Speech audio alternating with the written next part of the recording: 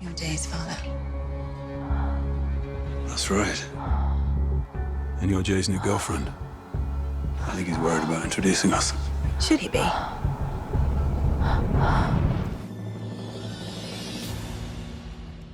What were your first impressions of the script? Had you read the book before, or was the script your first kind of look at the story?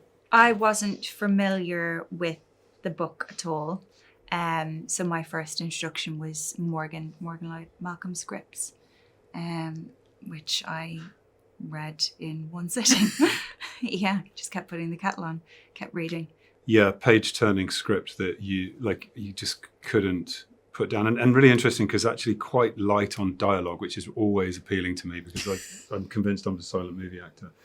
And all of their dialogue is really physical. So I just thought, gosh, that's a challenge that I haven't had before. I mean, I was immediately kind of like gripped by it. I was like, God, like turning pages, like what's going to happen next? And also really scared at seeing what was going to happen next for my character and for Ingrid's character. It's obviously, you know, something is going to unravel and it's going to have consequences. And yeah, it's a difficult read, but I think that's why I loved it.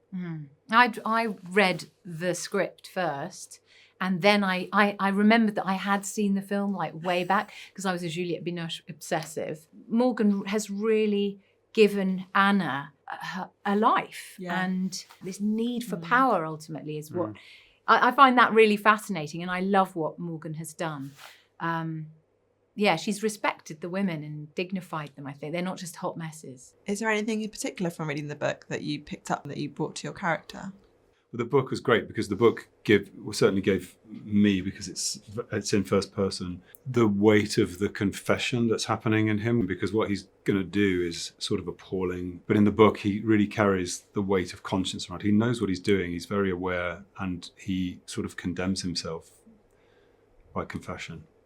There were little moments about the way she behaved towards William that I thought was quite interesting to have in my back pocket, because I just felt, even though it's not necessarily something we will see, just knowing that there was another sort of angle to her and their relationship, I thought was quite interesting.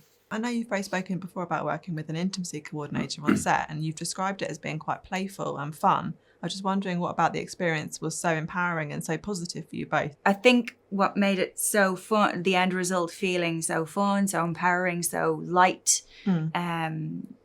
despite what we were doing, was just because we knew what we were doing. Yeah. We knew what we were doing. So you can kind of like, you read the book, you can throw it away. That was the feeling. Yeah, and because we'd had that conversation in rehearsal, we brought lots of different ideas together. You have a reference point. So, for example, you might move on to a set and the director will say, we're going to shoot this bit in the chair, and we'd be like, oh, well, why don't we look for these shapes or this effect? It was a real story in itself if you just looked at those sex scenes alone. It was great. You said sex.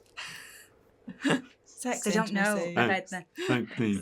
I mean, there were moments where I think I had to put my arm around you or something like that, and we had to even talk about levels of about levels of how much touch and how. Because I was saying to Rish, I want to have that dynamic between the mother and son, where a mother does slightly overstep the affection, this sort of annoying somebody.